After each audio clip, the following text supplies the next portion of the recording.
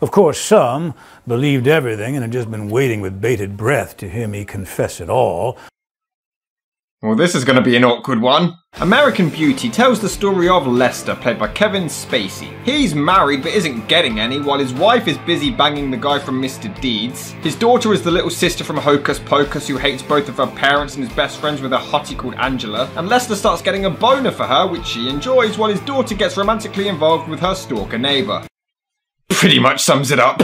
Oh, could you be a little bit more dramatic, please? The movie began to show life 2 years earlier in 1997 when Alan Ball was only known for writing TV sitcoms, and he wanted to transition into films. He had a few scripts prepared, some were comedies, and one was American Beauty. Although there wasn't a very strong narrative in the story, it was still picked up purely because Ball was the most passionate about this one. He based a lot of it on his own life and admits that sometimes the drama mixes with the comedy, but it was actually completely unintentional. He didn't expect the script to be picked up, but several production companies began to show interest before DreamWorks picked it up for $250,000, wanting to make the film for somewhere between $6 and $8 million. Ball was actually involved throughout the entire development, on set every single day, but he struggled to find a director that he liked, before Mike Nichols and Robert Zemeckis were offered it, but both turned it down. Director Sam Mendes stumbled upon the script and knew immediately that he wanted to do it. He was previously inspired by the 1984 movie Paris, Texas with its deep themes, and felt like American Beauty had a very similar style. He was hired as director not long after, only being paid $38,000 for the job.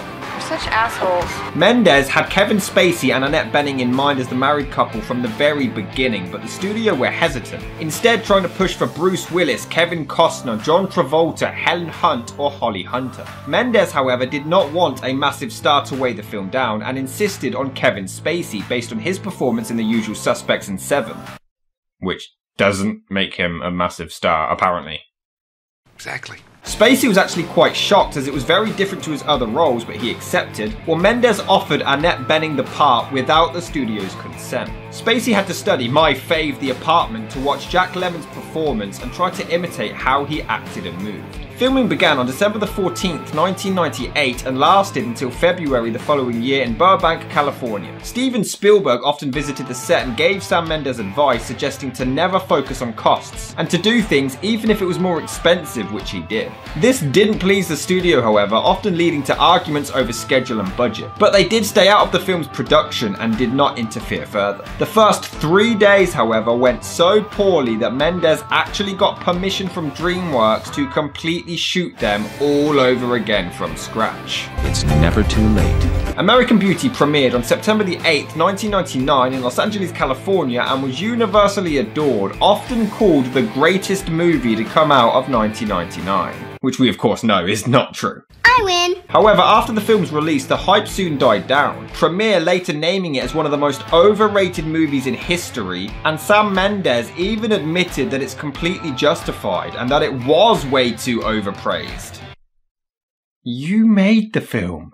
The film is constantly being analysed to see what it means, but even Sam Mendes claims that every time he read the script, he would interpret its meaning as something completely different every single time. Some say it's about loneliness or American suburbia or even imprisonment. I'm 42 years old. In less than a year, I'll be dead. You don't look very upset about it. Also, spoilers! And in a way, I'm dead already. Well, to the public. Look at me. Jerking off in the shower. At the thought of children. Okay, for real though, the film starts with Spacey staring at a woman through a window. This movie is extremely uncomfortable knowing what we know now. How was school? It was okay. My virgin brother woke up 300-year-old dead witch sisters to kill us all. What a prick. So at first, upon first viewing, you don't really sympathise with Spacey's character. He's just a dick. Well, what makes you so sure she wants us to be there? Did she ask us to come? Of course not. She doesn't want us to know how important this is to her. But she's been practicing her steps for weeks. Well, I'll bet money she's going to resent it. And I'm missing the James Bond marathon on TNT. Lester! You kind of encourage his impending death. Because then he starts staring at his daughter's best friend. This is extremely uncomfortable. What's wrong with this sicko? Well, what do you expect? But it just looks like a creepy rapist montage. What is this? Then petals start coming out of her chest like she's some kind of Pokemon. And the weird thing is, he then officially meets her, is incredibly awkward, and his daughter Jane is completely used to it. Hi, I'm Lester, Janie's dad. Oh, hi. This is my friend, Angela Hayes. Okay. Good to meet you. You were also good tonight. Very precise. Thanks. Yeah, nice to meet you, Angela. Could he be any more pathetic? I think it's sweet. That is sweet! I swear, it does become redeemable later. I promise. I feel like I've been in a coma for about 20 years, and I'm just now waking up. Didn't they steal that line from The Fly? Saying I'm an insect who dreamt he was a man and loved it. But then he even calls her up, and Jane's reaction is simply, Gross. that's it? Your dad is stalking your mate! Oh, and this weird guy Ricky is filming her the entire time. He would always say the most random, weird things. And then one day, he was just like, gone. And then, Connie Cardulo told me that his parents had to put him in a mental institution. Why? What did he do? What do you mean? Well, they can't put you away just for saying weird things. You total slut. You've got a crush on him. What? One? How did you even come to that conclusion? All she said was they don't lock you up in a mental asylum for no reason, just for being weird. And two, she probably does have a crush on him. I mean, he's stalking her and filming her without her consent. I'm just learning to accept these warped messages now. I kind of remember this really creepy incident where you were filming me last night. I didn't mean to scare you. I just think you're interesting. Sure, that's sweet and not the least bit terrifying. Then Spacey makes out with his wife in front of people. Because art imitates life. No, wait, she's too old. Then he dreams about banging Angela, and amazingly... Dad's actually kind of cute. What? Okay. Meanwhile, in creepy subplot number 2, creepy Ricky lights up Jane's name on the grass, and they still find it charming that he's stalking and filming their every move. And then he films Spacey, who's working out naked for some reason. Oh, and he's only working out because his daughter's friend Angela asked him to. Said he should, work out more, improve his body. He's literally working out so he can pork his daughter's best friend. Then he beats off with his wife right next to him in bed. You were masturbating. How dare you accuse me of masturbating? But he does explain that he's sexually frustrated because she won't put out anymore, so although it's creepy, you can kind of understand his motivations. And weirdly, after Ricky gives him some pot, Spacey acts a bit more like a dick and is far more entertaining now. I think using illegal psychotropic substances is a very positive example to set for our daughter. You're one to talk, you bloodless, money-grubbing freak. Yeah, he's actually alright now. They do focus on Mr. Deeds, man, way too much though. It barely affects anything. He's boring and his eyebrows are unreal. I love him! You like getting nailed by the king? Oh yes, I love it! Fuck me, your majesty! And the award for the worst and most cringe-inducing sex scene in history goes to... And I have to ask, is this a thing in America? To just walk right down the middle of the damn road? There's a path on either side. They even literally move off of the road to let a car go past.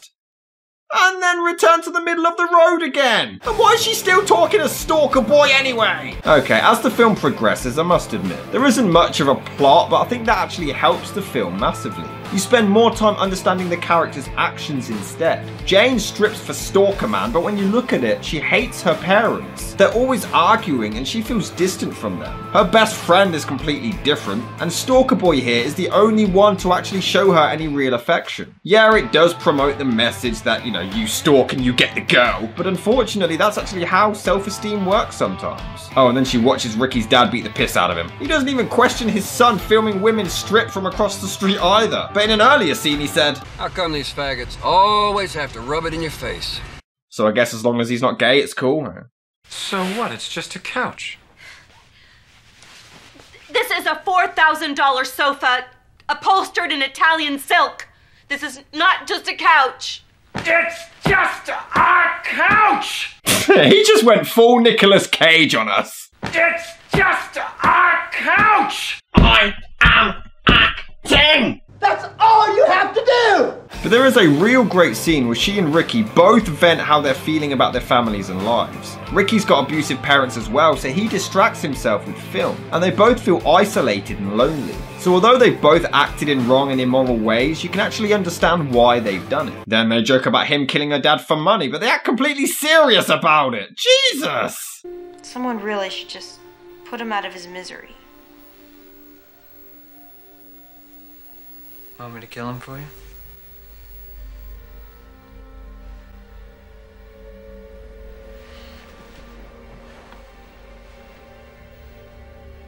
Yeah. Would you? It'll cost you. You know I'm not serious, right? You seem it to me! And then Chris Cooper starts watching Spacey work out naked. God damn it. Oh hey, it's Kevin Spacey's job in a few years after all of this controversy dies down. And then Cooper thinks Spacey is banging his son. Again, too old. But why is he holding his fists like this? Who actually fights that way? So throughout the film, Angela has actually enjoyed Spacey drooling over her, so she's flirted with him in retaliation just to tease him. But now... Just don't fuck my dad, alright? Please? Why not? Now she seems like a bitch. But like before, you actually understand her motivations. Throughout the film, she's portrayed as a slut who sleeps with guys for favors. She doesn't like being ordinary. She knows she's hot, so she uses it to her advantage. Even providing Jane with graphic details about her sexual activities, bragging about them. So after this argument, she seduces Spacey for a shag, but then at the last minute reveals that she's actually a virgin, and Spacey refuses to go through with it. Again, this actually makes perfect sense. As a teenager, there's a lot of pressure to lose your virginity, and she doesn't want to just be an ordinary girl. She wants to feel loved and wanted, so pretending that she gets lots of sex helps her achieve this and keeps up the public image. In addition, this creepy weirdo dad has been the only one to not only think she's gorgeous, but also genuinely care about her as a person. He's the only one to make her feel this way. The same with Jane and Stalker Boy. We'll always be freaks and we'll never be like other people! And you'll never be a freak because you're just too perfect! Yeah, well, at least I'm not ugly. Whoa, you showed them. Yes, you are. Inside, you're ugly. And you're boring. These insults are terrible! But as the film inches towards the end, you are actually on the edge of your seat as the tensions rise, wondering how he's gonna die. The spoiler at the start works in that aspect. The music builds a sense of dread. You know it's coming, but you're dying to find out how. There's so many suspects that would want him dead, and they all have a motive. But weirdly, Ricky's homophobic dad goes to see him, and I think we're meant to feel sorry for him. He's a homophobic prick! But Spacey uses all the wrong words to explain this. How many double meanings can be possibly used in one conversation? Our marriage is just for show. We really ought to get you out of these clothes. You just tell me what you need. You got the wrong idea. Oh, and he kisses him, so he's homophobic to cover up the fact that he's gay. How many subplots are there? You actually expect him to kill Spacey right then and there, but then it cuts to his wife with a gun. What the hell's gonna happen? I refuse to be a victim. Stay away from Kevin Spacey then. How's Jane? What do you mean? How's her life? Is she happy? And it's quite sad that Spacey knows nothing about his daughter either. They're so distant, they're practically strangers. How are you?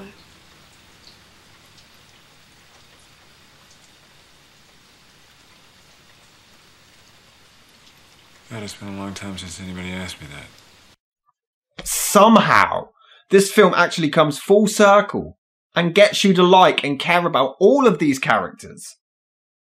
Except for this asshole. But just as he finally admits to being happy, his death comes right the hell out of nowhere. And Ricky doesn't even seem disturbed upon finding the body. He just smiles like a weirdo. We see all the reactions from everybody, which is a really cool touch. And although it's not explicitly clarified, Ricky's dad does return home covered in blood with a gun missing from his collection. So the homophobe shot him. It may not have much of a story and it does have its problems, but there is a whole lot of heart behind this film's message. The characters go from arseholes to understandably damaged and deeply troubled. It doesn't drag, it's a bit weird, but it's a great trip through the human mind. I guarantee you'll relate to at least one of these messages. Maybe there's a few too many subplots crammed in, and maybe it was too overhyped for its time, but other than that, it is definitely a movie worth checking out.